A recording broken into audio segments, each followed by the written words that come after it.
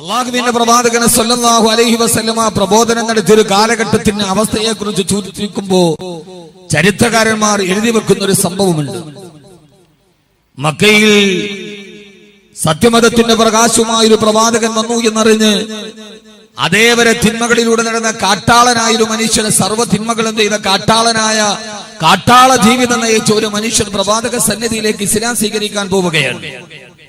ഇസ്ലാം ആഗ്രഹിക്കാനുള്ള ആഗ്രഹത്തോടെ അയാൾ പ്രവാചക സന്നിധിയിലേക്ക് മക്കയിലോട്ട് നടന്നു പോകുമ്പോ വഴിയിൽ ഇന്നലെ വരെ അധർമ്മങ്ങൾക്കും പ്രയാസങ്ങൾക്കും എനിക്ക് കൂട്ടാളികളായ കൂട്ടുകാരെ വഴിയിൽ കണ്ടു. പോകുന്ന വഴിയിൽ ഒരു കൂട്ടുകാരൻ ചോദിച്ചു, എവിടേക്കാണ്? ഞാൻ മുസ്ലിം ആവാൻ പോകുന്നു. കൂട്ടുകാരൻ പറഞ്ഞു, അത്രേ മുസ്ലിം ആയാൽ കുഴപ്പമില്ല, പക്ഷേ മുസ്ലിമായി കഴിഞ്ഞാൽ പിന്നെ കള്ളം പറയാൻ കഴിയില്ല. ആ കാട്ടാളം പറഞ്ഞു, അത്രേ പ്രശ്നമില്ല, ഞാൻ എന്റെ കള്ളം പറയുക എന്ന സ്വഭാവം ഉപേക്ഷിക്കാൻ പോവുകയാണ്. മക്കയിലോട്ട് അടുക്കുന്തോറും വഴിയരികിൽ കണ്ട സുഹൃത്തുക്കൾ ഓരോരുത്തരും എവിടേക്കാണ്? മക്കയിലേക്കാണ് ഇസ്ലാം സ്വീകരിച്ചോ കുഴപ്പമില്ല, പക്ഷേ മുസ്ലിമായി കഴിഞ്ഞാൽ പിന്നെ പലിശ വാങ്ങിക്കാൻ കഴിയില്ല. അയാൾ പറഞ്ഞു, പലിശ എന്ന എന്റെ ദുസ്വഭാവത്തെ ഞാൻ വിട്ടൊഴിയാൻ പോവുകയാണ്, എനിക്ക് പ്രശ്നമില്ല. കഅബാലയത്തിന്റെ മുറ്റത്തോടടുക്കുമ്പോൾ ഒരു കൂട്ടുകാരൻ ചോദിച്ചു, അത്ര എവിടേക്കാണ്? മുസ്ലിം ആവാൻ പോകുന്നു. മുസ്ലിമായാൽ പിന്നെ വ്യഭിചരിക്കാൻ കഴിയില്ല. അയാൾ എപ്പോഴും പറഞ്ഞു, അത്ര വ്യഭിചാരം എന്ന് പറയുന്ന എന്റെ സ്വഭാവം ഞാൻ വിട്ടൊഴിയാൻ പോവുകയാണ്. ഇന്നലെ വരെ പാതിരാവിന്റെ നിശബ്ദതകളിൽ സിരകളെ ലഹരി ഭരിക്കുന്ന രാത്രിയിൽ സുന്ദരി പെണ്ണുങ്ങളെ കൈപിടിച്ചിട്ട് നഗ്നനൃത്തം ചവിട്ടിയ ആ മനുഷ്യൻ പറഞ്ഞ മറുപടി, ഇനി മുതൽ എനിക്ക് അന്യപെണ്ണുമായിട്ടൊരു ബന്ധം വേണ്ട. അവസാനം അല്ലാഹുവിന്റെ പ്രവാചകന്റെ സദസ്സിലേക്ക് അടുക്കാനെടുത്തപ്പോ ഒരാള് പറഞ്ഞു, അത്രേ നീ എവിടേക്ക് പോകുന്നു? ഞാൻ മുസ്ലിം ആവാൻ പോകുന്നു. ആ കൂട്ടുകാരൻ പറഞ്ഞു കൊടുത്തു, അത്രേ മുസ്ലിമായിക്കോ, പക്ഷേ കുഴപ്പമില്ല, മുസ്ലിമായി കഴിഞ്ഞാൽ പിന്നെ മദ്യപിക്കാൻ കഴിയില്ല. അതേവരെ തന്നെ മുമ്പിൽ തടസ്സവാദവുമായി നിന്ന് സതീർത്ഥരായ സുഹൃത്തുക്കളോട് പലതും പറഞ്ഞ് ഉപേക്ഷിക്കാൻ പോയ ഈ മനുഷ്യൻ തന്റെ മുമ്പോട്ട് വെച്ച കാല് പുറകോട്ട് വെച്ചിട്ട് ചോദിച്ചു, അത്രേ സത്യമാണോ പറയുന്നത്? മുസ്ലിമായാൽ പിന്നെ മദ്യപിക്കാൻ കഴിയില്ലേ? അയാൾ പറഞ്ഞ മറുപടി, ഇല്ല, മദ്യപാനം നിഷിദ്ധമാണ് ഇസ്ലാമിൽ, എന്നാൽ ഞാൻ മുസ്ലിം ആവാൻ പോകുന്നില്ല. ഏതൊക്കെ ദുസ്വഭാവങ്ങൾ ഒഴിവാക്കിയാലും മദ്യപാനം എനിക്ക് ഒഴിവാക്കാൻ കഴിയില്ല എന്ന് പറഞ്ഞ് ആ മനുഷ്യൻ അവിടെ നിന്ന് തിരിച്ചുപോയ ഒരു കഥ ചരിത്രത്തിൽ രേഖപ്പെടുത്തപ്പെട്ടിട്ടുണ്ട്.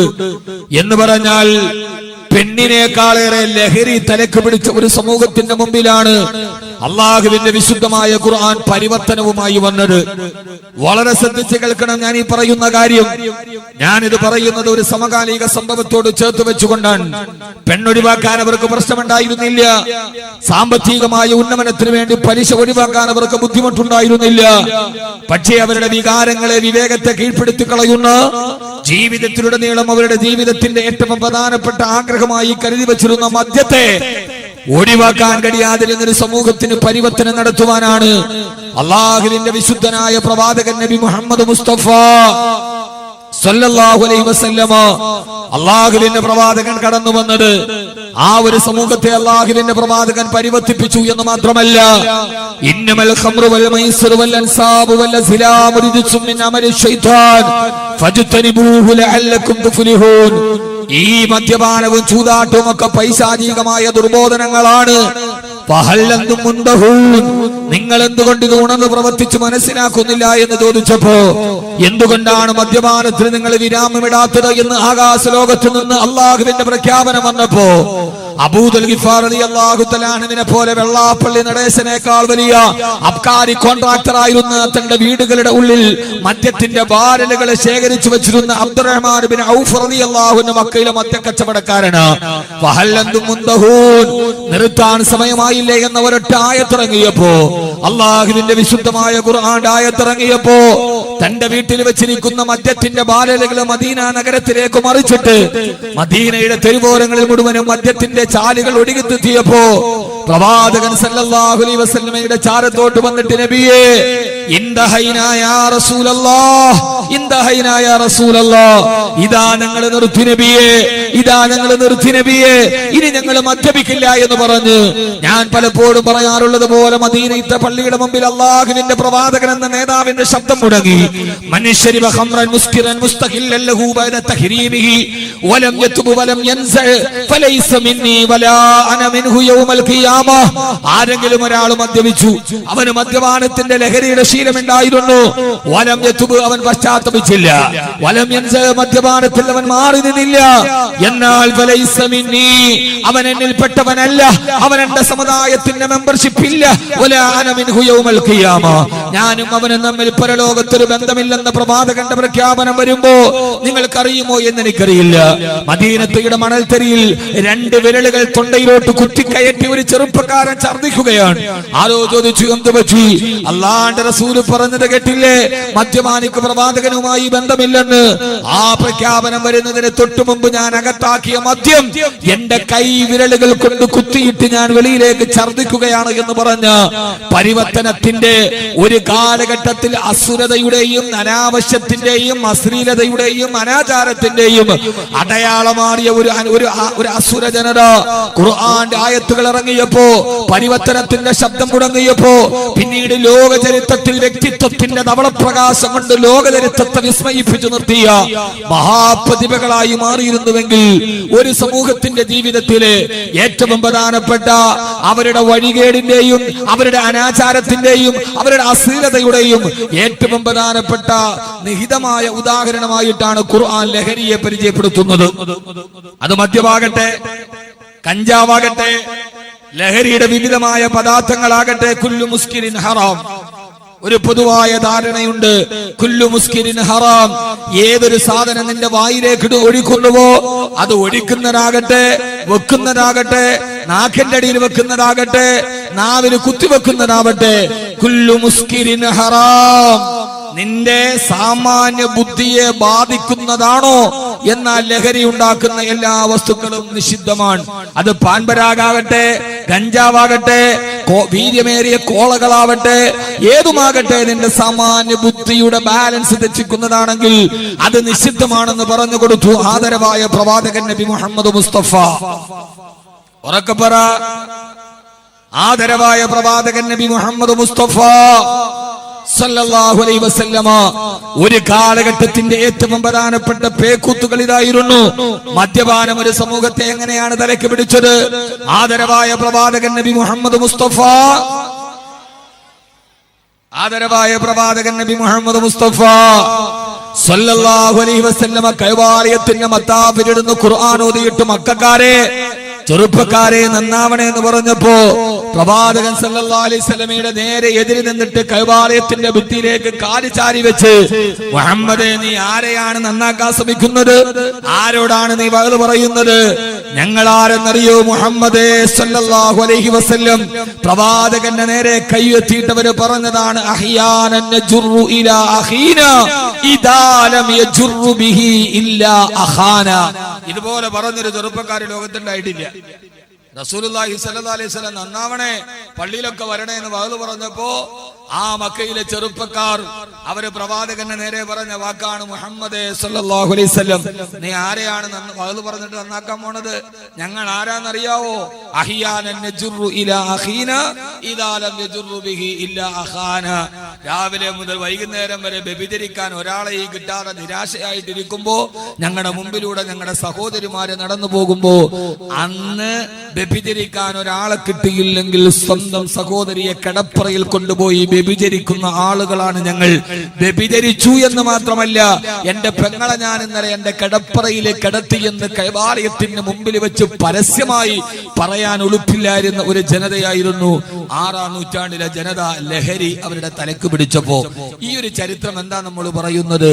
ലഹരി തലക്ക് പിടിച്ചാൽ പിന്നെ മുമ്പിലൂടെ പോകുന്നത് പെങ്ങളാണോ എന്നൊരാൾക്ക് തിരിച്ചറിയാൻ കഴിയാതെ വരും. ഇത് ആദ്യമായിട്ട് ഇത് പറഞ്ഞത് മക്കക്കാരാണ്. 6-ാം നൂറ്റാണ്ടിലെ ജാഹിലിയ കാലഘട്ടക്കാർ, ദ ഡാർക്ക് ഏജ് എന്ന് ചരിത്രകാരന്മാര് പറഞ്ഞ, ഞാൻ പറയണ കാര്യം നിങ്ങൾക്ക് മനസ്സിലാവണുണ്ടോ?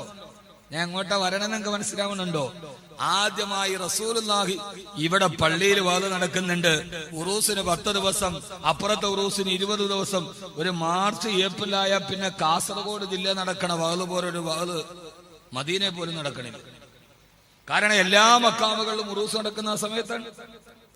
ഒരു മാർച്ച് ഏപ്രിൽ മെയ് അല്ലെ, കാസർഗോഡ് ജില്ലയിലെ പരിപാവനമായ എല്ലാ മക്കാമുകളിലും ഉറൂസ് നടക്കുന്ന ഒരു സമയം മാർച്ച് ഏപ്രിൽ മാസങ്ങളാണ്.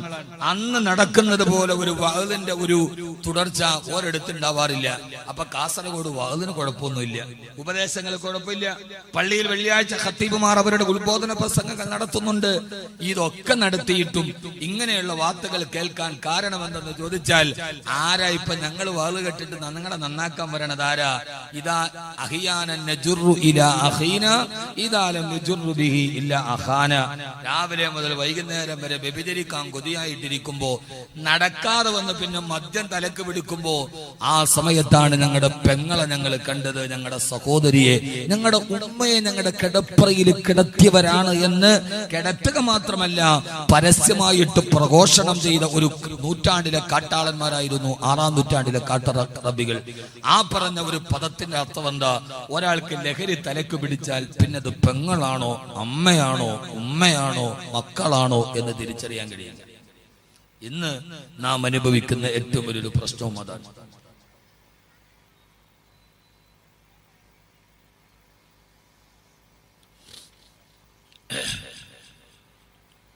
ഇന്ന് നമ്മൾ അനുഭവിക്കുന്ന ഏറ്റവും പ്രധാനപ്പെട്ട ഒരു വിഷയവും അവിടെ തന്നെയാണ്.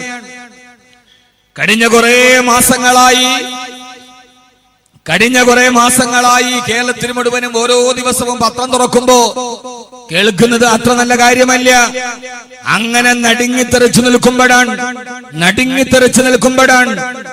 ഒരു പാവപ്പെട്ട 8 വയസ്സുകാരി പെണ്ണ് കൊല്ലം ജില്ലയിലെ കുണ്ടറയിൽ ആത്മഹത്യ ചെയ്തു. പോലീസ് അറസ്റ്റ് ചെയ്ത് നോക്കുമ്പോ ആ കുട്ടിയെ പീഡിപ്പിച്ചത് മുത്തച്ഛനാണ്. മുത്തച്ഛനാരാ? മുത്തച്ഛൻ ചില്ലറക്കാരനല്ല, മൂപ്പര വലിയ ആവറുകളാണ്. അദ്ദേഹം സ്വന്തം മകളെയും ബലാത്സംഗം ചെയ്തു എന്ന് മാത്രമല്ല, ആ മകളുടെ 2 പെൺമക്കളെയും ക്രൂരമായി തന്റെ വീടിന്റെ ഉള്ളിൽ പീഡിപ്പിച്ചിരുന്ന ജരാനരകൾ ബാധിച്ച മുത്തച്ഛനെ അറസ്റ്റ് ചെയ്തു കേരള ലോകത്ത്. അത് കേട്ട് ഞെട്ടിത്തെരിച്ചു നിൽക്കുമ്പോ 6 മാസത്തിനിടയിൽ നൊന്ത് പ്രസവിച്ച 2 മക്കള് കയറിൽ കടന്ന് തൂങ്ങിയാടുന്നത് കണ്ട് ആ കുട്ടികളുടെ കാലിൽ പിടിച്ചു പൊട്ടിക്കരയുന്ന വാളയാറിലെ വീട്ടമ്മയുടെ ചരിത്രം പിന്നീട് നമ്മൾ കേട്ടു. അങ്ങനെ അത്ഭുതപ്പെട്ടു നിൽക്കുമ്പോഴാണ് ഈ അടുത്ത സമയത്ത് കേരളം ഞെട്ടിത്തെറിച്ചു നിന്ന 2 വാർത്തകൾ കേട്ടത്. ഒന്ന്, എറണാകുളം ജില്ലയിൽ 12 വയസ്സുകാരൻ അച്ഛനായി അത്രേ. അമ്മയുടെ വയസ്സോ 14 വയസ്സ്. എല്ലാവരും പറയുന്നത് ഈ രാജ്യത്തിലെ ഏറ്റവും പ്രായം കുറഞ്ഞ അച്ഛൻ 12 വയസ്സുകാരനാൽ 14 വയസ്സുകാരും ഗർഭിണിയാവുകയും ആ പെണ്ണ് പ്രസവിക്കുകയും ചെയ്ത വാർത്ത കേട്ട് കേരളം മുഴുവനും പിതാവിന്റെ വയസ്സ് എത്രയാ? 12. പിതാവിന്റെ വയസ്സ് 12. മുത്തപ്പരി തോതാറായിട്ടില്ല, പാലവര തുടങ്ങാറായിട്ടില്ല. അതിനിപ്പുറം അവൻ ഫീലും ഫായിലും അഫൂലും ഒക്കെ കഴിഞ്ഞു. 12ാമത്തെ വയസ്സിൽ പാലവര പറഞ്ഞു കൊടുക്കാറായിട്ടില്ല. ആ സമയത്ത് മനസ്സിലാക്കണവർക്ക് മനസ്സിലായാൽ മതി.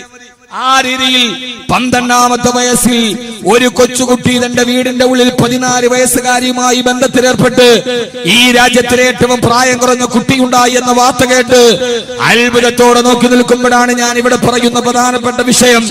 ഈ കഴിഞ്ഞ ദിവസം നാം പത്രത്തിലൂടെ വന്നത്, ഭർത്താവ് ഗൾഫിലാണ്, ഭാര്യ മാത്രമാണ് നാട്ടിലുള്ളത്. ആ ഭാര്യ ഗർഭിണിയായി. പരപുരുഷന്റെ സ്പർശനം ഇതേവരെ ഏറ്റിട്ടില്ലാത്തൊരു പാവപ്പെട്ട പെണ്ണ്, അവള് ഗർഭിണിയാണ് എന്ന് സ്ഥിരീകരിക്കപ്പെട്ടപ്പോ ആ പെണ്ണിനെ നാട്ടുകാര് വിരലുകൂടി. ആ പെണ്ണ് തന്നെ നിരപരാധിത്വം തെളിയിക്കാൻ വേണ്ടി ഭർത്താവിന്റെ മുമ്പിൽ പൊട്ടിക്കരഞ്ഞു. അവസാനം നിരപരാധിത്വം തെളിയിക്കാൻ വേണ്ടി പിന്നാമ്പുറങ്ങളിലോട്ട് കടന്നുപോയപ്പോഴാണ് കേൾക്കുന്നത്, ആ പെണ്ണിനെ മയക്കുമരുന്ന് നൽകി ഒരു പാവപ്പെട്ട അമ്മയെ, ലഹരിക്കടിമയായ കഞ്ചാവിനടിമയായ 14 വയസ്സുകാരൻ രാത്രിയിൽ തന്നെ മാതാവ് കിടന്നുറങ്ങുന്നതിന് മുമ്പ് ആ മാതാവിന്റെ ഭക്ഷണത്തിൽ ലഹരി മരുന്ന് കരുതി കൊടുത്ത് അവരെ മയക്കി കിടത്തിയിട്ട് മാനഭംഗം ചെയ്ത് സ്വന്തം മകനാൽ 14 വയസ്സുള്ള മകനാൽ ഗർഭിണിയാക്കപ്പെടേണ്ട ഒരു മാതാവിന്റെ കഥ നമ്മൾ ഈ പരിസര പ്രദേശത്ത് നിന്ന് കേൾക്കുന്നത്. എന്റെ പ്രിയപ്പെട്ട സഹോദരങ്ങളെ, ഞാൻ നിങ്ങളോട് പറയാൻ വരുന്നത് ഇവിടുത്തെ ചെറുപ്പക്കാരെ കുറിച്ചല്ല. 10 വയസ്സ് മുതൽ 12, 13, 14 വയസ്സുള്ള നമ്മുടെ കുട്ടികളെ ലഹരി മുഴുവനും പിടിച്ചു വലയിലാക്കി എന്ന ഏറ്റവും പ്രധാനപ്പെട്ട ഭീതിതമായ ഒരു അവസ്ഥയെ തരണം ചെയ്യാൻ നമുക്ക് കഴിയേണ്ടതുണ്ട്. ലഹരി മരുന്ന്, ആ വാർത്ത നമ്മൾ കേട്ടു. നിങ്ങളൊക്കെ വാർത്ത വായിച്ചില്ലേ? വായിച്ചോ ഇല്ല? പടച്ചോനെ, നിങ്ങൾ അറിഞ്ഞില്ലേ? ഇതെന്ത് കൗമാണ് പടച്ചോൻ വരാനെ? നിങ്ങൾ ഈ വാർത്ത അറിഞ്ഞോ ഇല്ലയോ ഒന്ന് പറ. എന്നിട്ടാണ് എന്റെ ബാക്കി ഒരു ചോദ്യം. അറിഞ്ഞു? അറിഞ്ഞു കഴിഞ്ഞിട്ട് ഇനി ഇത് എന്റെ വീട്ടിലോ എന്റെ പരിസരത്തോ ആവർത്തിക്കപ്പെടാതിരിക്കാൻ നിങ്ങൾ എന്ത് മുൻകരുതലാണ് എടുത്തത്?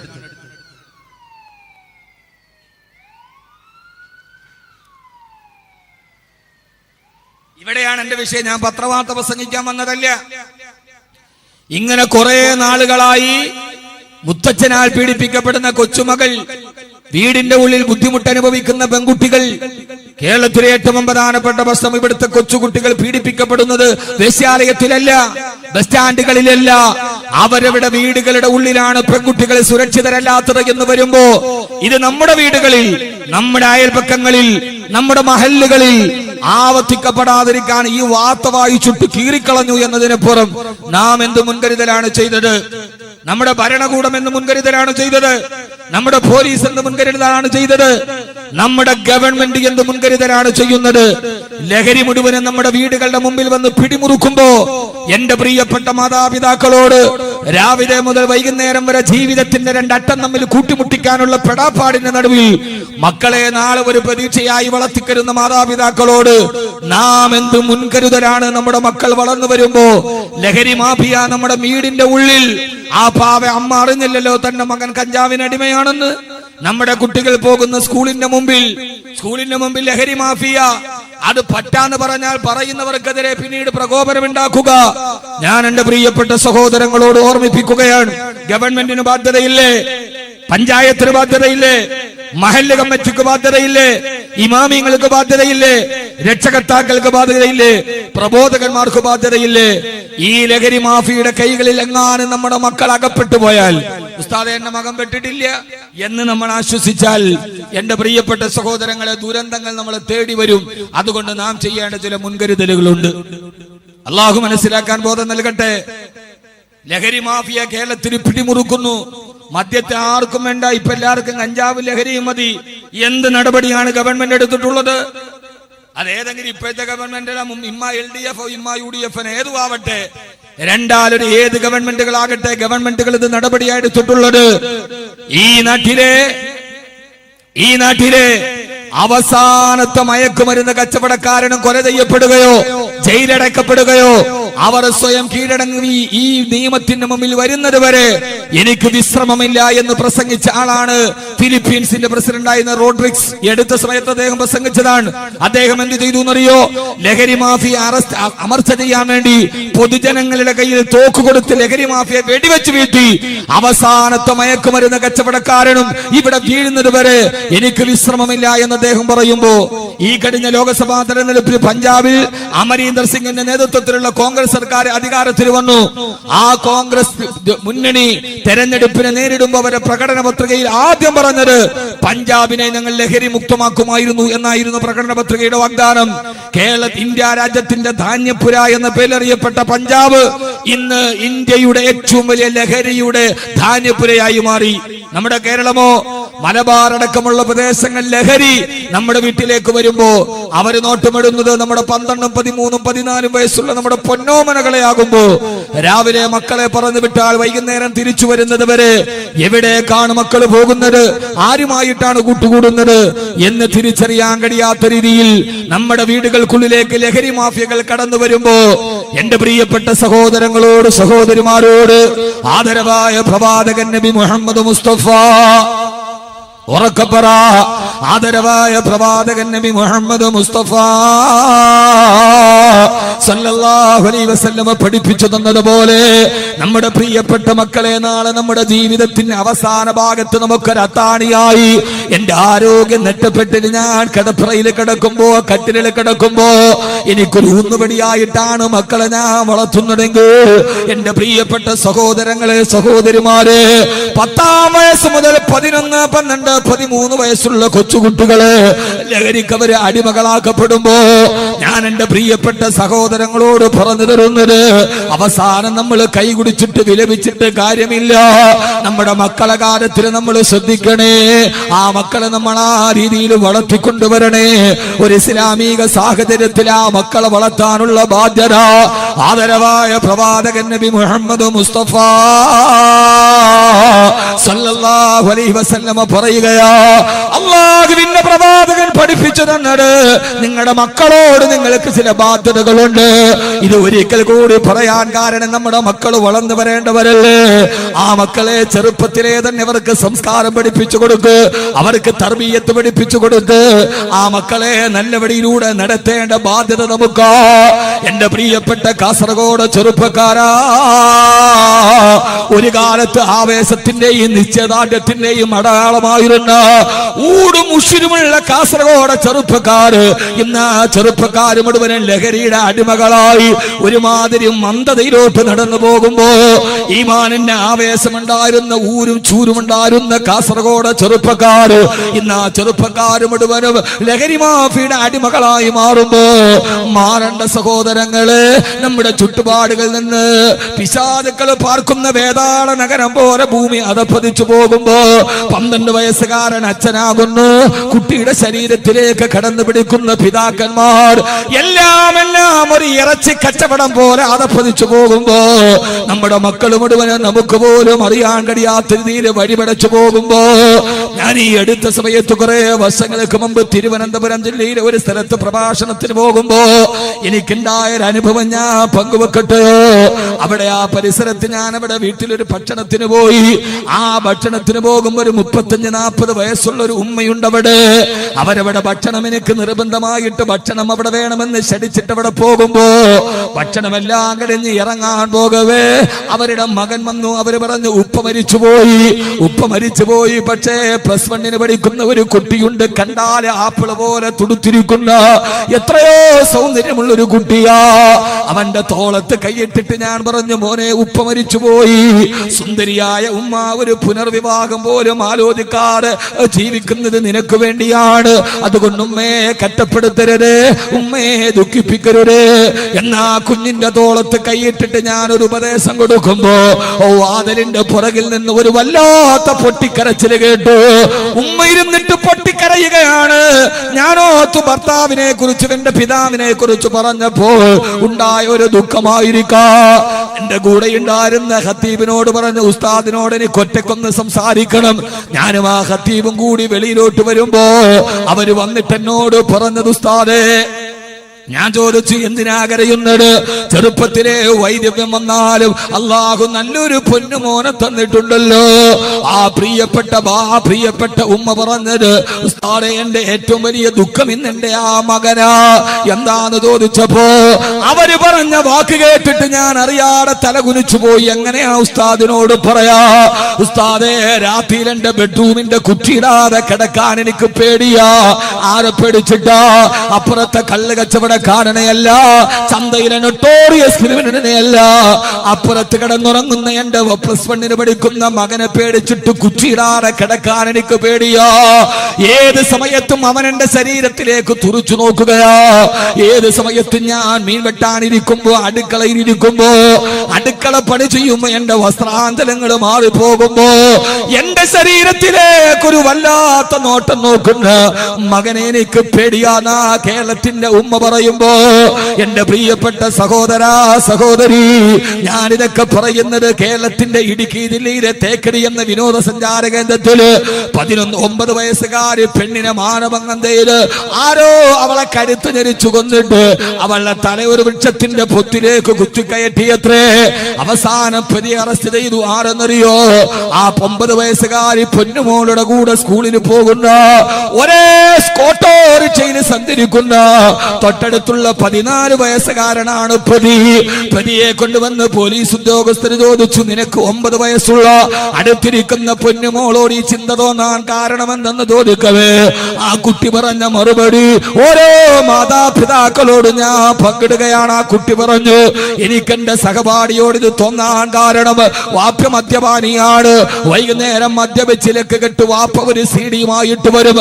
രാത്രിയിൽ വാപ്പയും ഉമ്മയും അത് ഒന്നിച്ചിരുന്നിട്ട് ബ്ലൂ ഫിലിമിന്റെ സീഡി കാണാറുണ്ട്. അടുത്ത് കിടന്നിട്ട് ഉറക്കം നടിച്ചിട്ട് പലപ്പോഴും ഞാനിത് കണ്ടിട്ടുണ്ട്.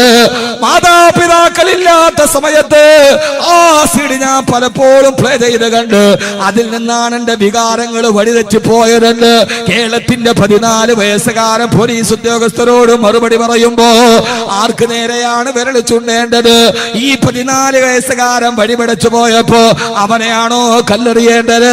അതല്ല അവന്റെ മനസ്സിലെ അനാശാസ്യത്തിന്റെ വിത്തുകൾ പൂകിയ മാതാപിതാക്കളെയാണോ കല്ലെറിയേണ്ടത്? ആരാണ് ഈ കുട്ടിയെ വഴി പഠിപ്പിച്ചത്? അതുകൊണ്ടാണ് ഖുർആൻ പറയുന്നത്, നാളെ പരലോകത്ത് പടച്ചറപ്പിന്റെ നരകത്തിന്റെ മുമ്പ് ചില മക്കൾ അല്ലാഹുവിനോട് പറയുമത്രേ, അല്ലാഹുവേ, ചില മക്കളെ അല്ലാഹു നരകത്തിന്റെ അഗാധമായ തീനാളങ്ങളിലേക്ക് വലിച്ചെറിയാൻ പോകുമ്പോ ആ മക്കൾ പറയും, അല്ലാഹുവേ റബ്ബനാ ആതിഹിം ളഅഫൈനി മിനൽ അദാബ് വൽഅൻഹും ലഅനൻ കബീറാ. പടച്ചവനെ, ഞങ്ങളെ വഴി പഠിപ്പിച്ചത് ഈ മാതാപിതാക്കളാണ്, ഞങ്ങളെ വഴി തെറ്റിച്ചത് ഞങ്ങളുടെ മാതാപിതാക്കളാണ്. റബ്ബനാ, ഞങ്ങളുടെ രക്ഷിതാവേ, ആതിഹിം ളഅഫൈനി മിനൽ അദാബ്, ഞങ്ങൾക്ക് തരുന്ന ശിക്ഷയുടെ 2 ഇരട്ടി ഞങ്ങളുടെ മാതാപിതാക്കൾക്ക് കൊടുക്കണേ. വല്ലനുഹും ലഅനൻ കബീറാ.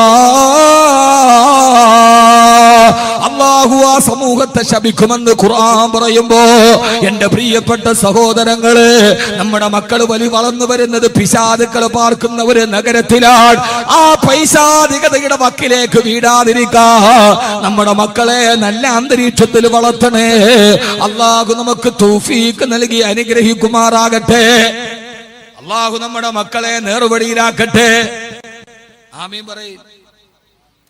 ആമീൻ പറയാത്തോണ്ട് എനിക്ക് തോന്നുന്നു എല്ലാവരും മക്കൾ നല്ല നേർവഴിയിലാണെന്നാണ്. ആണോ? ആണെങ്കിൽ അൽഹംദുലില്ലാ, അല്ലാഹുവിനെ നിലനിർത്തി തരട്ടെ. അല്ലെങ്കിൽ പിന്നെ ആമീൻ പറയാത്തതിന് ഇപ്പൊ എന്ത് പറഞ്ഞാലും അവൻ നന്നാവണ കോളൊന്നും ഇല്ല എന്ന് മനസ്സിൽ കരുതിയിട്ടാണ് ആ രീതിയിൽ വഴിവെറ്റിപ്പോ 2 സാധ്യതയാണ്. ഒന്നുകിൽ അവർ നല്ല മക്കളാണ്, അല്ലെങ്കിൽ ഇനി എന്തായാലും ഇനി അവൻ തിരിച്ചു വരൂല എന്ന നിരാശയാണ്. രണ്ടാലൊന്നുണ്ടാവാം. അള്ളാഹു നമ്മുടെ മക്കളെ നല്ല മക്കളാക്കി തരട്ടെ. അതിനെന്താ ചെയ്യുക? വേറെ കുറെ നമ്മൾ വായിട്ട് പറഞ്ഞിട്ട് കാര്യമില്ല. ഇനിയുള്ള തലമുറയെങ്കിലും നന്നാവണം. മൈക്ക് നന്നാക്കി ആദ്യം വെച്ചവര് വെക്ക്. റോഡിൽ കിടന്ന് ബഹളം ഉണ്ടാക്കല്ലേ. പരമാവധി ആളുകൾ അകത്തോട്ട് നിൽക്കുക, റോഡിൽ നിൽക്കരുത്.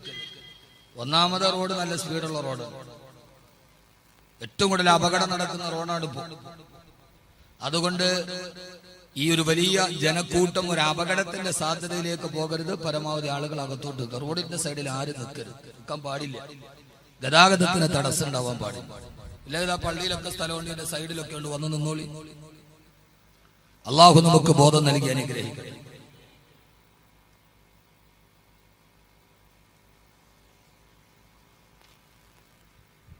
അതിനാദ്യം ചെയ്യേണ്ടത് എന്താ? 1-2 കാര്യങ്ങൾ ഞാൻ പഠിപ്പിച്ചു. ഹബീബായ റസൂലുള്ളാഹി സ്വല്ലല്ലാഹു അലൈഹി വസല്ലം ഇനിയുള്ള മക്കളുടെ കാര്യത്തിൽ 11 വയസ്സാകുമ്പോൾ മക്കൾ വഴിതെറ്റാൻ തുടങ്ങും. നമ്മുടെ കുട്ടികൾ സിഗരറ്റ് വലിക്കുന്ന കണ്ട അപ്പോഴേ തീരുമാനിച്ചോണം ഇവൻ ആരുടെ വലയത്തിൽ പെട്ടിട്ടുണ്ട്. നമ്മുടെ കുട്ടി കഞ്ചാവ് വലിക്കുന്നത് കാണണ്ട, കള്ളു കുടിക്കുന്നത് കാണണ്ട, അവൻ സിഗരറ്റ് വലിക്കുന്നത് ഉപ്പയോ ഉമ്മയോ കണ്ടാൽ അപ്പൊ നിങ്ങൾ എന്നാ മനസ്സിലാക്കേണ്ടത്? ഇവൻ വേറെ ഏതോ ഒരു കൂട്ടുകെട്ടിലോ ഒരു സ്വാധീനത്തിനോ ഇവൻ വഴങ്ങിയിട്ടുണ്ട്. അതൊരു അടയാളമാണ്. അപ്പോഴേ നമ്മുടെ കുട്ടികളുടെ കാര്യത്തിൽ നിതാന്ത ജാഗ്രത പുലർത്തണം. നമ്മെ സംബന്ധിച്ചോളം കാസർഗോഡ് പ്രദേശത്ത് മാത്രമല്ല, കേരളത്തിന്റെ എല്ലായിടത്തും. എല്ലാവരും പറയും കാസർഗോഡ് ലഹരി മാഫിയ. അല്ല, എല്ലായിടത്തും ഉണ്ട്, ഒരിടത്തൊന്നുമല്ല. ഇതിനേക്കാൾ കൂടുതലുണ്ട് അടുത്ത ജില്ലകളിൽ. പക്ഷേ നമ്മൾ അറിയുന്നില്ല എന്ന് മാത്രം. സ്കൂളിന്റെ മുമ്പിലുള്ള പെട്ടിക്കടകളിൽ പോലും ഒരു സൈസ് കോളയുണ്ട്, അത്ര പെപ്സി. ആ പെപ്സി ഒറിജിനൽ പെപ്സി അല്ല, അതിന്റെ ഉള്ളിൽ ഒരു ഗുളിക കലർത്തും. അത് കുടിക്കാൻ കുട്ടികളുടെ തിരക്കാണ്. ഒരു പ്രാവശ്യം കുടിച്ചാൽ അവൻ അത് കുടിക്കാതിരിക്കില്ല. ആ രീതികളിൽ സ്കൂളുകൾ കേന്ദ്രീകരിച്ച് നടക്കുന്ന വാണിഭങ്ങൾ, ഇതൊന്നും നമ്മൾ അറിയുന്നില്ല. നമ്മുടെ കുട്ടികളെ ഇതിനേറ്റവും പ്രധാനപ്പെട്ട ഒരു വഴി നമ്മുടെ കുട്ടികളെ ഖുർആൻ പറഞ്ഞതുപോലെ വളർത്തുക എന്നതാണ്. അള്ളാഹു നമുക്ക് നമ്മുടെ കുട്ടികളെ അങ്ങനെ വളർത്താൻ തൗഫീക്ക് നൽകട്ടെ. നമ്മളാകെ മക്കളുടെ കാര്യത്തിൽ ബോധവാന്മാരാകുന്നത് ഒരു 10-15 വയസ്സായി, SSLC ഒക്കെ കഴിഞ്ഞു. ശ്രദ്ധിക്കണം നമ്മൾ. നമ്മുടെ കുട്ടികൾ രാത്രി വീട്ടിൽ വരാതായി, വൈകി വരാൻ തുടങ്ങിയാൽ അപ്പോഴേ നിങ്ങൾ മനസ്സിലായിക്കോണം ഇവൻ വീട്ടിൽ നിന്ന് പോലും അകന്നു പോകുന്ന ഒരു കൂട്ടുകെട്ടിൽ ഇവൻ പെട്ടിട്ടുണ്ട്. ഉപ്പമാരെ, ഉമ്മമാരെ, മക്കളെ രാത്രിയായാലും വീട്ടിൽ വരാത്ത മക്കൾ ഇശാ നമസ്കാരം കഴിഞ്ഞ് അത്താഴം കടിക്കുമ്പോൾ നമ്മുടെ കുട്ടികൾ നമ്മുടെ കൂടെ അത്താഴം കടിക്കാൻ നമ്മൾ നിർബന്ധത പുലർത്തേണ്ടതുണ്ട്. അത് ഉസ്താദ് ഈ കാലഘട്ടമല്ലേ, വെക്കേഷൻ അല്ലേ, അവന് 12 മണി വരെ ഇരിക്കട്ടെ, പാടില്ല. നമ്മുടെ മക്കൾ അത്താഴം കടിക്കുമ്പോൾ നമ്മുടെ കൂടെ ഉണ്ടാവണം. അങ്ങനെയാണോ എന്ന് നിങ്ങളൊന്ന് ചിന്തിക്കുക. അത്താഴം കടിക്കാൻ ഞാൻ വേറെ എന്നും പറഞ്ഞത് തന്നെ പറഞ്ഞെന്തിനാണ്? അത്താഴം കടിക്കാൻ നമ്മുടെ വീട്ടിൽ നമ്മുടെ മക്കൾ ഉണ്ടാകണമെന്ന ഒരു നിർബന്ധ ബുദ്ധി നമുക്കില്ല. നമ്മൾ പരമാവധി അഴിച്ചുവിടുകയാണ്. പെണ്ണുങ്ങൾ ബദ്ധശ്രദ്ധാലുക്കളല്ല. കഞ്ചാവ് മാഫിയ എന്നത് ഏറ്റവും വലിയൊരു വലയാണ്. അവരാരെയും മിനിങ്ങാന്ന് 4 ദിവസം മുമ്പ് ഇടുക്കി ജില്ലയിൽ, എന്റെ വീട് ഇടുക്കി ജില്ലയിലാണ്, അവിടെ 2 പെൺകുട്ടികളെ, കഞ്ചാവ് കാരിയർമാരായ 2 പെൺകുട്ടികളെ പോലീസ് പിടിച്ചു. ഒരു പെൺകുട്ടി കണ്ണൂർ ജില്ലയിൽ നിന്നാണ്, പിടിക്കുന്നത് ഇടുക്കിയിൽ നിന്നാണ്. ആ കുട്ടിയെ കുറിച്ചുള്ള വാർത്തകൾ വരുമ്പോ അവള് കണ്ണൂർ ജില്ലയിലെ തളിപ്പറമ്പിനടുത്തുള്ള ഒരു സ്ഥലത്ത് മാന്യമായി ജീവിച്ച ഒരു കുട്ടി, ഭർത്താവ് ഗൾഫിലാണ്. ആ ഭർത്താവ് ഗൾഫിലായിരുന്ന കുട്ടി വളരെ മാന്യമായ ആ പെൺകുട്ടിയെ കുറിച്ച് അയൽപക്കക്കാർക്ക് നല്ലതേ പറയാനുള്ളൂ. മിതഭാഷി, ആരോട് കൂടുതൽ സംസാരിക്കാറില്ല. ഒരിക്കൽ ആലപ്പുഴയിൽ നിന്നൊരു ചെറുപ്പക്കാരൻ അവളുടെ ഫോണിലേക്ക് ഒരു മിസ് കോൾ അടിച്ചതാണ്. ആ മിസ് കോൾ പിന്നെ സൗഹൃദമായി, പ്രണയമായി. ഒരു കുട്ടിയെയും ഭർത്താവ് ഗൾഫിൽ നിന്ന് വന്നപ്പോ ഉണ്ടായിരുന്ന കുട്ടിയെയും വലിച്ചെറിഞ്ഞിട്ട് കാമുകന്റെ കൂടെ പോയി. ആ പെണ്ണിനെ പിന്നെ ആളുകൾ അറിയുന്നത് പിന്നെ ഒരു വിവരമില്ല. പിന്നെ അവൾ കഞ്ചാവ് കച്ചവടക്കാരന്റെ കാരിയറായി മാറി.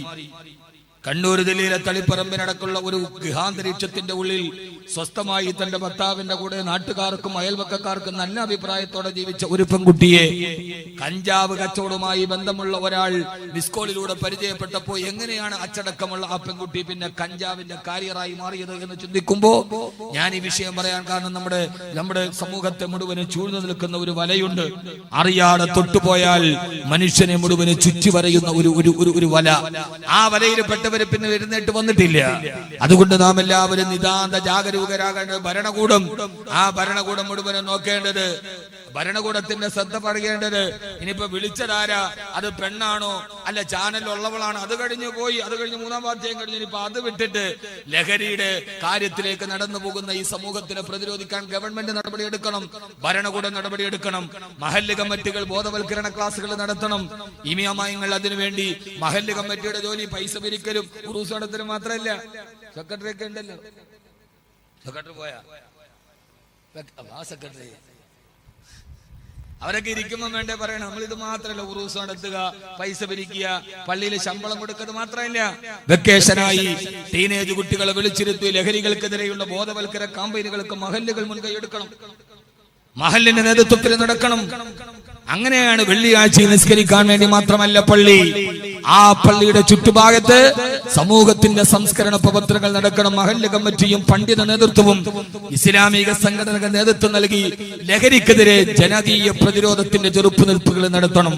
എന്നാലല്ലാതെ നമ്മുടെ മക്കളെ നാളെ നമുക്ക് പള്ളിയുടെ മുമ്പിൽ മയ്യത്ത് നിസ്കരിക്കാൻ കിട്ടില്ല എന്ന് ഉപ്പമാരെ നിങ്ങൾ തിരിച്ചറിയുകയും അതിനുവേണ്ടി നിങ്ങൾ മുന്നോട്ട് വരണമെന്ന് എന്റെ പ്രിയപ്പെട്ട ചെറുപ്പക്കാരോട്, നിങ്ങളുടെ ചെറുത്തുനിൽപ്പാണ് ഏറ്റവും വലിയ ചെറുത്തുനിൽപ്പ്. ലഹരിക്കെതിരെ, കഞ്ചാവിനെതിരെ, മാഫിയക്കെതിരെ, നമ്മുടെ വീടുകളിൽ അടങ്ങിക്കഴിയുന്ന പെണ്ണുങ്ങളെ പോലും വലിച്ചിറക്കി കൊണ്ടുപോകുന്ന ഈ മാഫിയകൾക്കെതിരെ അള്ളാഹുവിന്റെ വിശുദ്ധമായ ദീൻ പറഞ്ഞ പ്രതിരോധത്തിന്റെ നിര, ഒരു ജനകീയ പ്രതിരോധ നിര നാം കെട്ടിപ്പടുക്കേണ്ടതുണ്ട്.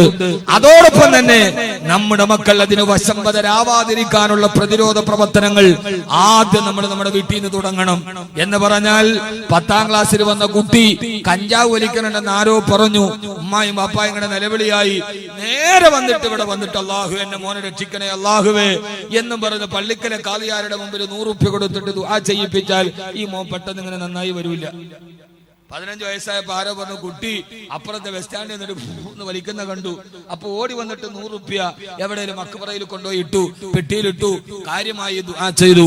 അതുകൊണ്ടൊക്കെ നടക്കാം. പക്ഷേ ആദ്യമായി നമ്മുടെ മക്കളുടെ കാര്യത്തിൽ നമ്മൾ ജാഗരൂകരാവണം. അതെപ്പോഴാ തുടങ്ങേണ്ടത്? 10-ാം ക്ലാസ് മുതലല്ല, 8-ാം ക്ലാസ് മുതലല്ല, പൊടിമീശ മുളക്കാൻ തുടങ്ങുമ്പോഴല്ല. നമ്മുടെ കുട്ടികളുടെ കാര്യത്തിൽ നമുക്ക് നിതാന്തമായ ജാഗ്രത വേണ്ടത് എപ്പോഴാണ്? എപ്പോ മുതലാ മക്കളെ കുറിച്ചുള്ള തർബിയത്ത് തുടങ്ങണം? എന്റെ മോൻ നന്നായിട്ട് വളരണം, എന്റെ മോൻ നല്ല മോനാവണം, എന്റെ മോൻ ഹാഫിളാവണം, എന്റെ മോൻ സാലിഹാവണം എന്ന ചിന്ത ഒരു മാതാവിനും പിതാവിനും ഉണ്ടാകേണ്ടത് എപ്പോഴാണ്? എത്ര വയസ്സ് മുതലാണ്? നിങ്ങൾ എന്തായി അന്തം കിട്ടും എന്തം കുഴിയാലേ? നിങ്ങൾ എന്തായി രാജിവെച്ച മന്ത്രിമാരിയിരിക്കണം? ഒരു മന്ത്രി വരെ രാജിവെച്ച്. പെണ്ണെന്ന് പറയുന്ന സാധനം തന്നെ വലിയൊരു വലിയ പടപ്പാടാണ്.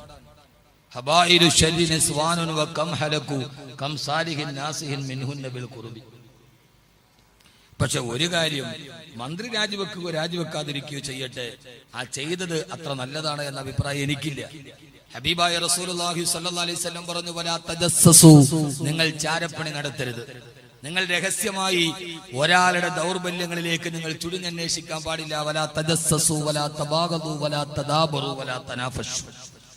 ഒരാളുടെ ഇടയിലേക്ക് നിങ്ങൾ ഒരു പുരുഷനെ വഴിതെറ്റിക്കാൻ വേണ്ടി ഒരു പെണ്ണ് ഒരുമ്പെട്ടിറങ്ങിയാൽ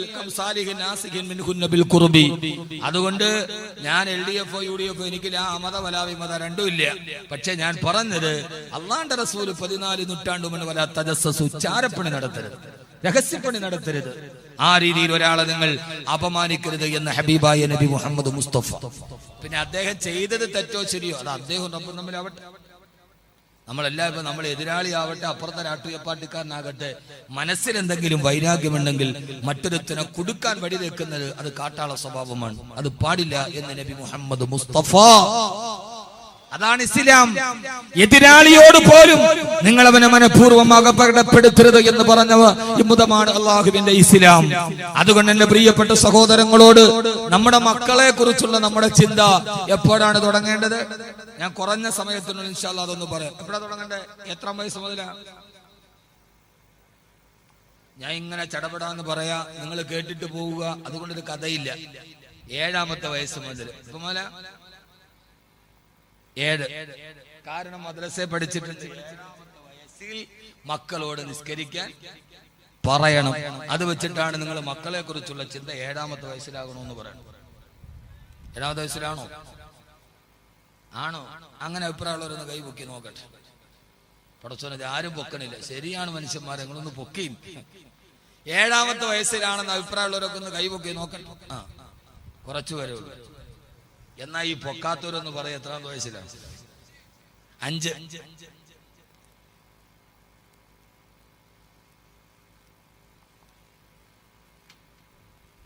നിങ്ങൾ പറയുന്നു, ഒരാൾ പറയുന്നു 5ാമത്തെ വയസ്സിൽ, ഒരാൾ പറയുന്നു 7ാമത്തെ വയസ്സിൽ. ഇനി ഖുർആൻ എന്ത് പറയുന്നു എന്ന് നമുക്ക് നോക്കാം. അള്ളാഹുവിന്റെ ഖുർആൻ പറയാണ്, ഞാൻ ഈ പറയുന്ന വിഷയം നമ്മുടെ മക്കൾ നാളെ നല്ല തലമുറയായി മാറാൻ, അവര് നമുക്ക് നാളെ ആഖിറത്തിൽ പ്രയോജനം ചെയ്യുന്ന മക്കളായി മാറാൻ അള്ളാഹുവിന്റെ ഖുർആൻ പറയാണ്. നമ്മുടെ മക്കളെ കുറിച്ചുള്ള ചിന്ത നമുക്ക് തോന്നേണ്ടപ്പെടാ. വല്ലദീ ഖലഖകും മിൻ നഫ്സിൻ വാഹിദാ. ശ്രദ്ധിച്ചു കേൾക്കണേ ഉമ്മമാരെ, ഉപ്പമാരെ, ധാരണകളെ തെറ്റാൻ അള്ളാഹുവിന്റെ ഖുർആനിന് കൃത്യമായ നിലപാടുകളുണ്ട്. ഹുവല്ലദീ ഖലഖകും മിൻ നഫ്സിൻ വാഹിദാ. അല്ലാഹുവാണ് ഒരേ ശരീരത്തിൽ നിന്ന് നിങ്ങളെ സൃഷ്ടിച്ചത് അല്ലാഹുവാ. എന്നിട്ട് അല്ലാഹു പറയുന്ന ആണും പെണ്ണുമായി നിങ്ങളെ അല്ലാഹു സൃഷ്ടിച്ചതിന് ശേഷം വജഅല മിൻഹാ സൗജഹാ, വജഅല മിൻഹാ സൗജഹാ, നിങ്ങളുടെ ഇടയിൽ നിന്ന് അല്ലാഹു നിങ്ങൾക്കൊരു ഭാര്യമാരെ തിരഞ്ഞെടുത്തു തന്നു. സൂറത്തുൽ അനാം. നിങ്ങൾ അങ്ങനെ ആണും പെണ്ണുമായി സൃഷ്ടിക്കപ്പെട്ട് നിങ്ങളുടെ കല്യാണം കഴിഞ്ഞു, നിങ്ങളുടെ ജീവിതത്തിലേക്ക് ഒരു പെണ്ണ് കടന്നു വന്നു. ആ പെണ്ണിനെ അല്ലാഹു നിങ്ങളുടെ ജീവിതത്തിലേക്ക് നൽകിയതെന്തിനാ? ലിയസ്കുന ഇലൈഹാ, നിങ്ങളുടെ ജീവിതത്തിന് സമാധാനം ഉണ്ടാവാ, നിങ്ങളുടെ ജീവിതത്തിന് സമാധാനം നൽകാനാണ് അല്ലാഹു വിവാഹം കഴിക്കാൻ പറഞ്ഞത്. ഇനി ഖുർആൻ പറയുന്ന ആയത്തിലേക്ക് നിങ്ങളെ ഞാൻ ശ്രദ്ധ ക്ഷണിക്കട്ടെയോ? അങ്ങനെ നിങ്ങളുടെ വിവാഹം കഴിഞ്ഞു. ആ വിവാഹം കഴിഞ്ഞതിന് ശേഷം ഫലമ്മാ തഗശാഹാ, ഫലമ്മാ തഗശാഹാ, നീ അവളെ രാത്രിയിൽ പൊതിഞ്ഞു കളഞ്ഞപ്പോ എന്ന് പറഞ്ഞാൽ രാത്രിയിലോ അതിനുശേഷമോ ആ ഭാര്യയും ഭർത്താവും തമ്മിൽ ശാരീരികമായി ബന്ധപ്പെട്ട് കഴിഞ്ഞപ്പോ ഖുർആൻ പറയുകയാ, ഫലമ്മാ തഗശാഹാ ഹമലത് ഹംലൻ ഖഫീഫാ, അവളുടെ വയറിന്റെ ഉള്ളിൽ ചെറുതായി ഗർഭധാരണം തുടങ്ങി. അവളുടെ വയറിന്റെ ഉള്ളിൽ ഒരു കുഞ്ഞ് പിറക്കാൻ പോവുകയാ. രാത്രിയിൽ അവനവളെ പൊതിഞ്ഞു കഴിഞ്ഞപ്പോ ഹമലത് ഹംലൻ ഖഫീഫാ, അവളുടെ വയറിന്റെ ഉള്ളിൽ ഗർഭപാത്രത്തിന്റെ ഉള്ളിൽ ഒരു കുഞ്ഞുണ്ടാവാൻ പോകുന്നു എന്ന സൂചന കിട്ടി. എത്ര വിശാലമായിട്ടാണ് ഖുർആൻ പറയുന്നത്. ഫലമ്മാ തഗശാഹാ, അവനും അവളും തമ്മിൽ ശാരീരിക ബന്ധത്തിൽ ഏർപ്പെട്ടപ്പോ ഹമലത്ത് ഹംലൻ ഖഫീഫ. നിങ്ങൾ എന്നെ നോക്കണുണ്ടോ? ഇല്ലേ? ഹമലത്ത് ഹംലൻ ഖഫീഫ. ഖുർആൻ ഈ ആയത്ത് പള്ളിക്കകത്തുള്ള ഖുർആനിലുണ്ട്. ചെറുതായിട്ടൊരു ഗർഭധാരണം തുടങ്ങി. ഇതന്നെ വലുതല്ല, ചെറുതായ ഒരടയാളം ഉണ്ടായി. എന്താ അടയാളം? ഞാൻ പറഞ്ഞു തരണോ? ഭാര്യയും ഭർത്താവും തമ്മിൽ ബന്ധപ്പെട്ടപ്പോ ഗർഭിണിയാണോ പ്രഗ്നന്റ് ആണോ എന്ന് പെണ്ണിന് സംശയം ഉണ്ടായി. ആ വിവരം ആദ്യം അറിയുന്നത് പെണ്ണാണ്. ആണാണോ? ഗർഭധാരണം ഉണ്ടോ, പ്രഗ്നന്റ് ആണോ ഇല്ലോ എന്ന സിമ്പൽ ആദ്യം കിട്ടുന്ന ആർക്കാ? പെണ്ണിനാണ്. കാരണം അവളുടെ മെൻസസിൽ മാറ്റം ഉണ്ടാവും. അത് ആണിനില്ലാത്തത് കൊണ്ട് ആണിന് മനസ്സിലാവൂല. പക്ഷെ ചില ആണുങ്ങൾക്ക് ഇപ്പൊ ഈ മാസക്കുളിയുടെ പ്രശ്നം ഉണ്ടോന്ന് തോന്നിപ്പോകും. എന്താണെന്നറിയാവോ? ബാങ്ക് വിളിക്കണവരതായി ഈ മിനാരത്തിലും ഈ പള്ളിക്കുറ്റിയിലും കൈയും കാലും കയറ്റി വെച്ച് വർത്താനം പറയും. ബാങ്ക് വിളി കേട്ടവർ ഒറ്റ ഓട്ടോ വെളിയിലോട്ട്.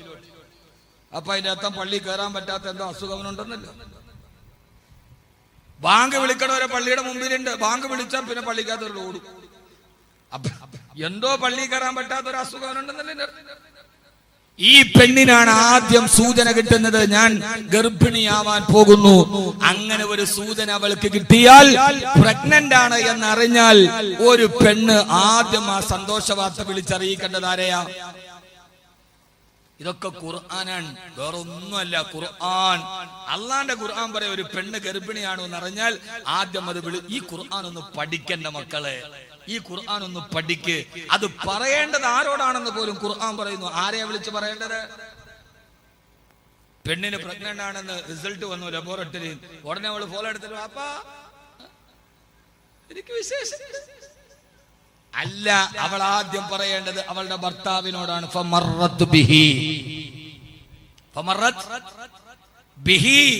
അതുമായിട്ട് അവൾ അവളുടെ ഭർത്താവിന്റെ അടുക്കൽ പോയി. അപ്പൊ ഭർത്താവ് പറഞ്ഞു, അൽഹംദുലില്ലാഹ്, ഇതൊന്ന് ഉറപ്പാകട്ടെ. ഡോക്ടർ ആദ്യം പറയും സംശയമുണ്ട്, നോക്കട്ടെ. അവസാനം അല്ലാഹുവിന്റെ ഖുർആൻ പറയുകയാണ്, ഫലമ്മാ അസ്ഖലത്, ആ ഗർഭധാരണം ഉറപ്പായി കഴിഞ്ഞാൽ എനിക്കൊരു അനന്തരാവകാശിയായ എനിക്കൊരു പൊന്നുമോനവളുടെ ഗർഭാശയത്തിൽ വളരുന്നുണ്ടെന്ന് എന്റെ പ്രിയപ്പെട്ട സഹോദര ഉറപ്പ് വന്നാൽ ആദ്യം നിങ്ങൾ ചെയ്യേണ്ടതുണ്ട്, ആ കുഞ്ഞിന് രൂപം വന്നിട്ടില്ല, ഭാവം വന്നിട്ടില്ല, കാല് വന്നിട്ടില്ല, കൈ വന്നിട്ടില്ല, കണ്ണ് വളർന്നിട്ടില്ല, എന്നാലും മക്കളുടെ കാര്യം പറയുമ്പോ അല്ലാഹു പറയാണ് മക്കളെ കുറിച്ച് അവര് നല്ല വഴിയിൽ വരണമെന്ന് ചിന്ത മാതാപിതാക്കൾക്ക് വരാൻ തുടങ്ങേണ്ടത്. ആ ഭാര്യ ഗർഭിണിയാണ് എന്ന് ഉറപ്പായി കഴിഞ്ഞാൽ ആ സമയത്ത് നിങ്ങൾ ചെയ്യേണ്ടത് എന്താ? പടക്കം പൊട്ടിക്കലല്ല, കേക്ക് വിതരണം ചെയ്യലല്ല, ലഡു വിതരണം ചെയ്യലല്ല. ഖുർആൻ പറയുന്നു, ഭാര്യയും ഭർത്താവും കൂടി ആ സമയത്ത് അല്ലാഹുവിന്റെ മുമ്പിലേക്ക് പോകണം. തന്റെ ഭാര്യക്ക് ഗർഭധാരണം ഉറപ്പാണെന്ന് ലാബ് റിപ്പോർട്ട് വന്നാൽ അപ്പോഴേ മക്കളെ കുറിച്ച് തേടാൻ തുടങ്ങണേ. ആ ഭാര്യ ഭർത്താക്കന്മാര് കൂടി രണ്ടുപേരും കൂടി മുസല്ല വിരിച്ചിട്ട് അല്ലാഹുവിന്റെ മുമ്പിലേക്ക് വീഴണം. എന്നിട്ട് റബ്ബിനോട് പറയണം, അല്ലാഹുവേ, അല്ലാഹുവേ, അല്ലാഹുവേ, എനിക്കൊരു അനന്തരാവകാശിയായി നാളെ എന്റെ മയ്യത്ത് നിസ്കരിക്കാൻ, നാളെ എന്റെ ഖബറിന്റെ അടുക്കൽ വന്ന് ദുആ ചെയ്യാൻ ഒരു പൊന്നുമോനെ നീ എന്റെ ഭാര്യയുടെ ഗർഭപാത്രത്തിൽ കൊടുത്തല്ലോ അല്ലാ. അല്ലാഹുവിന്റെ ഖുർആൻ പറയുകയാണ്, ഭാര്യയും ഭർത്താവും കൂടി ദഅവല്ലാഹ റബ്ബഹുമാ, ദഅവല്ലാഹ റബ്ബഹുമാ, അവർ രണ്ടുപേരും കൂടി അല്ലാഹുവിനോട് പൊട്ടിക്കരഞ്ഞ് ദുആ ചെയ്യണം. എന്താ ദുആ ചെയ്യേണ്ടത്? ഈ ഗർഭത്തിൽ കിടക്കുന്നത് ആൺകുട്ടിയാകണമെന്നല്ല, എന്റെ കുടുംബത്തിൽ ആണുങ്ങളില്ല റബ്ബേ, എന്റെ കുടുംബത്തിൽ പെൺമക്കളില്ല റബ്ബേ എന്ന് പറയലല്ല, അല്ലാഹുവോട് ദുആ ചെയ്യണം. അല്ലാഹുവേ, ലഇൻ ആതൈതനാ സാലിഹാ ലനകൂനന്ന മിനശ്ശാകിരീൻ. ഇതേവരെ ഞാനോ നിങ്ങളോ ചെയ്തിട്ടുണ്ടോ? റബ്ബേ, ലഇൻ ആതൈതനാ സാലിഹാ, ഈ ഗർഭാശയത്തിൽ നീ തുടക്കം കുറിച്ച ഈ ജന്മം എന്റെ പൊന്നുമോൻ ഒരു സാലിഹായി വന്നാൽ, അവനൊരു നല്ല മോനായി നീ എനിക്ക് തന്നാൽ, ആണ് വേണമെന്ന് ചോദിക്കരുത്, പെണ്ണ് വേണമെന്ന് ചോദിക്കരുത്. എന്റെ ഈ പൊന്നുമോനെ നീ ഒരു സാലിഹാക്കി തരണേ അല്ലാ. 7ാമത്തെ വയസ്സിലല്ല, 5ാമത്തെ വയസ്സിലല്ല, ഉമ്മാന്റെ ഗർഭാശയത്തിന് ഗർഭധാരണം ഭാര്യയുടെ ഗർഭാശയത്തിൽ തുടങ്ങുമ്പോ ഇതുകൊണ്ടാണ് ഖുർആൻ പറഞ്ഞത്, ആ കുഞ്ഞ് പിന്നെ ലഹരിക്ക് വഴിപ്പെടില്ല, അവൻ പിന്നെ വഴി തെറ്റിപ്പോവില്ല. അവന്റെ ഭാര്യയുടെ ഗർഭാശയത്തിൽ കിടക്കുമ്പോ അല്ലാഹുവിനോട് നിങ്ങൾ പൊട്ടിക്കരഞ്ഞ് ദുആ ചെയ്യണേ. അല്ലാഹുവേ ലഇൻ അതൈതനാ സാലിഹാ, എന്റെ പൊന്നുമോനെ വഴിപഠിപ്പിക്കല്ലേ അല്ലാ, ഇവനെ മദ്യപാനിയാക്കല്ലേ അല്ലാ, ഇവനെ ലഹരിക്കടിമയാക്കല്ലേ അല്ലാ, എനിക്കൊരു സാലിഹാക്കി തരണേ അല്ലാ. അവിടെ വെച്ചേ തുടങ്ങണം. എവിടെ മുതൽ? ഗർഭാശയം മുതൽ. അല്ലാഹു തൗഫീഖ് നൽകട്ടെ. അവിടെന്നേ തുടങ്ങണം. റബ്ബേ ഇവനെ വഴിപഠിപ്പിക്കരുത്. നമ്മള് ഗർഭിണിയാന്ന് പറഞ്ഞാ പടച്ചോനെ ആണിനെ തരണേ അല്ലാ, പെണ്ണിനെ തരണേ അല്ലാ. ആണ് വേണോന്ന് ചോദിക്കരുത്, പെണ്ണ് വേണോന്ന് ചോദിക്കരുത്. പടച്ചോനെ ആദ്യത്തേത് ആൺകുട്ടിയായ വളർന്നു വന്നാ പിന്നെ വാപ്പാക്കൊരു ഊന്നുവടിയാണല്ലോ. ഒരു ആദ്യത്തെ ആണാവണോ പെണ്ണാവണോ? നിങ്ങളുടെ ഭാര്യ പ്രസവിക്കേണ്ട ആദ്യത്തെ കുട്ടി ആണാവണോ പെണ്ണാവണോ? നിങ്ങൾക്ക് ഏതാ ആഗ്രഹം? ആണ്. പെണ്ണുങ്ങൾക്കും ആഗ്രഹം എന്താ? ആദ്യത്തെ കുട്ടി ആണാവല. എന്നാ അള്ളാഹു പറയുന്നു, ഞാൻ ഈ പറയണ മുഴുവൻ ഖുർആനാണ്, വെളിയൊന്നൊന്നുമില്ല. 18 വർഷമായിട്ട് ഞാനൊരു ഖുർആന്റെ പ്രചാരകനാണ്. ഒരു പെണ്ണിന് അല്ലാഹു നൽകുന്ന വലിയൊരു സൗഭാഗ്യമാണ് അവൾ ആദ്യമായി പെൺകുഞ്ഞിനെ പ്രസവിക്കലെന്ന് നബി മുഹമ്മദ് മുസ്തഫ. ആദ്യത്തെ പ്രസവത്തിൽ പെൺകുഞ്ഞാണെങ്കിൽ ഒരു പെണ്ണിന് അല്ലാഹു നൽകുന്ന വലിയൊരു അനുഗ്രഹമാണത്. കാരണം കുട്ടി ഉണ്ടാകണമെങ്കിൽ ആദ്യത്തെ ഒരു പെൺകുട്ടിയാവലൊരു ബറക്കത്താണ്. എന്തുകൊണ്ട്? മുഫസ്സിരീങ്ങൾ പറയുന്നുണ്ട്, മക്കളെ തരുന്ന കാര്യം പറയുമ്പോ അല്ലാഹു തുടങ്ങിയത് പെണ്ണിൽ നിന്നാണ്. യഹബു ലിമൻ യശാഉ ഇനാസാ വയഹബു ലിമൻ യശാഉ ദുകൂർ. സൂറത്തു സുഹ്റുഫാണ് ലില്ലാഹി മുൽക്കുസ് സമാവാതി വൽ അർദ് യഹബു ലിമൻ യശാഉ ഇനാസാ. അവൻ ആഗ്രഹിക്കുന്നവർക്ക് അവൻ പെൺമക്കളെ കൊടുക്കും. രണ്ടാമത് അവൻ ആഗ്രഹിക്കുന്നവർക്ക് അവൻ ആൺകുട്ടികളെ കൊടുക്കും.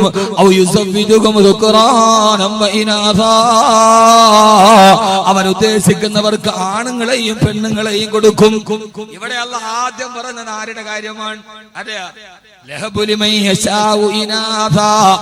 ആദ്യം പെൺമക്കളെ തരും. ഖുർആൻ ആദ്യം എന്നത് പെൺകുഞ്ഞിനെയാണ്. അതൊരു പെണ്ണ് ആദ്യത്തെ പ്രസവം പെണ്ണാകൽ വലിയ ബറക്കത്താണ്. അല്ലാഹു നമുക്ക് പെൺമക്കളെ തരട്ടെ. ഇനിയിപ്പോ എല്ലാം ഇങ്ങോട്ട് വന്നു പോയില്ല. ഇനിയിപ്പോ പറഞ്ഞിട്ട് എന്താ കാര്യം? എന്റെ ആദ്യത്തെ 2 ആണാണ്, 3ാമത്തെയാണ് പെണ്ണ്. നമ്മുടെയൊക്കെ നാട്ടിലൊരു പഴഞ്ചൊല്ലുണ്ട്, 3ാം കാല് പെൺകാലാണെങ്കിൽ പൊൻകാലം. ഇവിടെ പറയാറുണ്ട?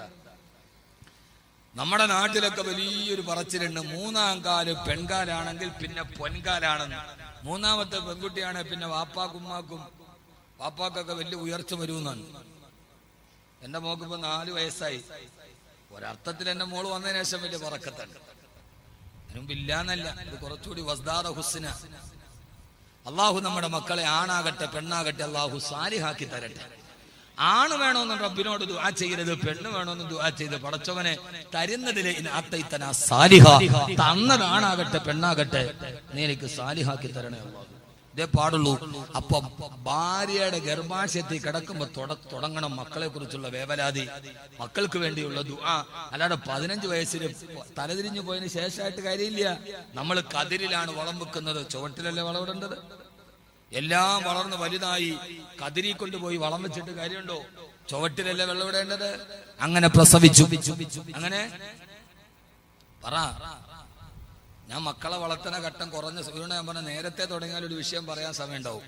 നേരത്തെ തുടങ്ങിയില്ലെങ്കിൽ അതെന്താ? വെള്ളം കുടിക്കാനുള്ള ഭാഗമായ തുടങ്ങിയല്ലോ ഉള്ളൂ. ആ കുടിക്കുന്നതായാലും ചൂടല്ലേ.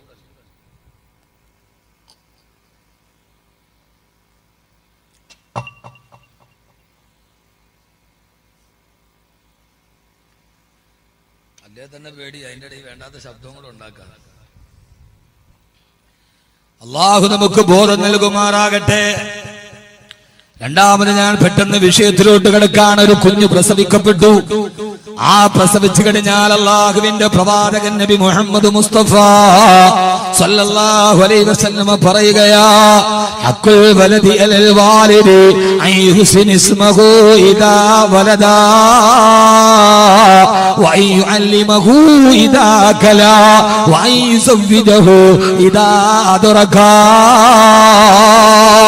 ഒരു കുഞ്ഞിനെ പ്രസവിച്ചു കഴിഞ്ഞാൽ ആദ്യം ചെയ്യേണ്ടത് ആ കുഞ്ഞിന്റെ വലത് വൈയിൽ വലത് ചെവിയിൽ ബാങ്ക് വിളിക്കണേ, ഇടത്തെ ചെവിയിൽ ഇഖാമത്ത് കൊടുക്കണേ. കാരണം ആ പൊന്നുമോനെ ദുനിയാവിന്റെ വെളിച്ചം കണ്ട് വെളിയിലോട്ട് വരുമ്പോ അവന്റെ ചെവിയിൽ അവൻ ആദ്യം കേൾക്കേണ്ടത് അല്ലാഹു അക്ബർ എന്ന നാമമാണ്. അവന്റെ ചെവിയിൽ കേൾക്കേണ്ടത് അല്ലാഹുവിന്റെ നാമമാണ്. നമ്മൾ പലപ്പോഴും ശ്രദ്ധ പതിപ്പിക്കാത്തൊരു വിഷയമാണിത്. നമ്മുടെ കുഞ്ഞുങ്ങൾ ആദ്യമേ തന്നെ ഇവിടെ ചെവിയിൽ അല്ലാഹനെ കുറിച്ച് പഠിപ്പിച്ചു കൊടുക്കണേ, അല്ലാഹനെ കുറിച്ചുള്ള ചിന്ത കൊടുക്കണേ. അങ്ങനെ കൊടുത്തു കഴിഞ്ഞാൽ ഹബീബായ നബി സല്ലല്ലാഹു അലൈഹി വസല്ലം പറഞ്ഞു തരികയാ, ഹഖുൽ വലദി അലൽ വാലിദി, മാതാപിതാക്കൾക്ക് മക്കളോടുള്ള കടമ, മക്കൾക്ക് മാതാപിതാക്കളോട് മാത്രമല്ല മാതാപിതാക്കൾക്ക് മക്കളോടുള്ള ബാധ്യതയുണ്ട്. അതിലൊന്നാമത്തെ ബാധ്യത അയ്യുഹ്സിന ഇസ്മഹു ഇദാ വലദാ, അവൻ ജനിച്ചു കഴിഞ്ഞാൽ അവനൊരു നല്ല പേരിട്ട് കൊടുക്കണേ.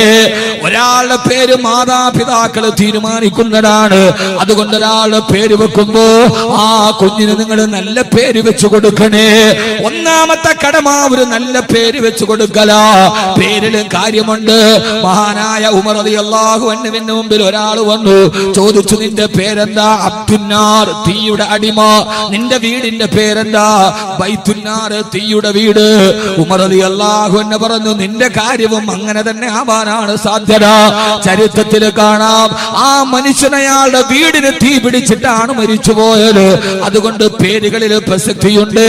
പേരിടുമ്പോൾ നിങ്ങൾ നിങ്ങളുടെ മക്കൾക്ക് ഏറ്റവും നല്ല പേരിടണമെന്ന് ആദരവായ പ്രവാചകൻ നബി മുഹമ്മദ് മുസ്തഫ. അല്ലാഹുവിനെ ഏറ്റവും ഇഷ്ടപ്പെട്ട പേര്, പടച്ച തമ്പുരാൻ ഏറ്റവും ഇഷ്ടപ്പെട്ട പേര്, ഒന്നാമത്തെ പേര് അബ്ദുല്ലാ, രണ്ടാമത്തേത് അബ്ദുറഹ്മാൻ.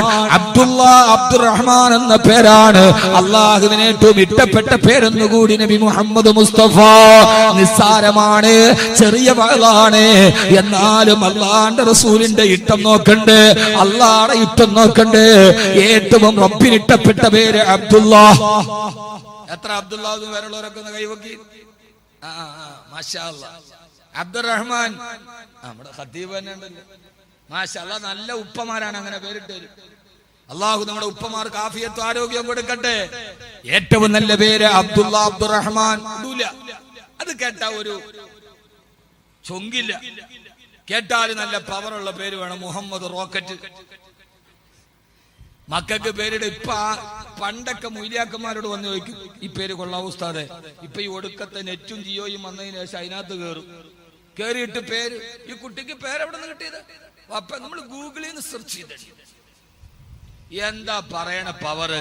നമ്മളിത് ഗൂഗിളിൽ നിന്ന് സെർച്ച് ചെയ്ത് പലരും പറയാൻ, എന്താ ഈ ഗൂഗിളിൽ സെർച്ച് ചെയ്താൽ കിട്ടുക? അർത്ഥം അറിയാത്ത വാക്കാണെങ്കിൽ ഉടനെ ഗൂഗിളിൽ എഴുതി വെക്കും, A name of A flower, ഒരു പുഷ്പത്തിന്റെ പേര്. അറബിയിൽ കുട്ടികൾക്ക് പേരിടുമ്പോ വിവരമുള്ള മൂല്യാക്കന്മാരോട് ചോദിക്കണതിന്റെ അർത്ഥം എന്താ? അവരതിന്റെ വസിന് നോക്കിയിട്ട് പറയും, ഇതാണ് പേരിന്റെ അർത്ഥം. അല്ലാതെ ഗൂഗിളിൽ കയറിയാൽ അവൻ മീസാൻ അവാമിൽ ഓതിയതാണ്. അതിനകത്ത് അറിയില്ലെങ്കിൽ പറയും ഒരു പുഷ്പത്തിന്റെ പേര്. പേരിടുമ്പോ നല്ല പേരിടണം. വാപ്പാടെ ഉമ്മാന്റെ പേരിന്റെ ആദ്യം വെച്ചിട്ട് പേരിടുന്ന പരിപാടി നിർത്തണം. ഉമ്മാപ്പാന്റെ പേര് ബാസിത്ത്, ഉമ്മാന്റെ പേര് അസൂറ. വാപ്പാന്റെ ബായും ബാസിത്തിന്റെ ബായും അസൂറാടെ സൂറും കൂടെ കേട്ടിട്ട് മോന് പേരിട്ട് ബാസൂർ. എന്താ അർത്ഥം? മൂലക്കുരു, പൈൽസ്. അത് വിശുദ്ധമാക്കാൻ വേണ്ടി ഇപ്പുറത്തൊരു മുഹമ്മദും കൂടെ ചേർത്ത് മുഹമ്മദ് ബാസൂർ, സ്തുതിക്കപ്പെട്ട മൂലക്കുരു.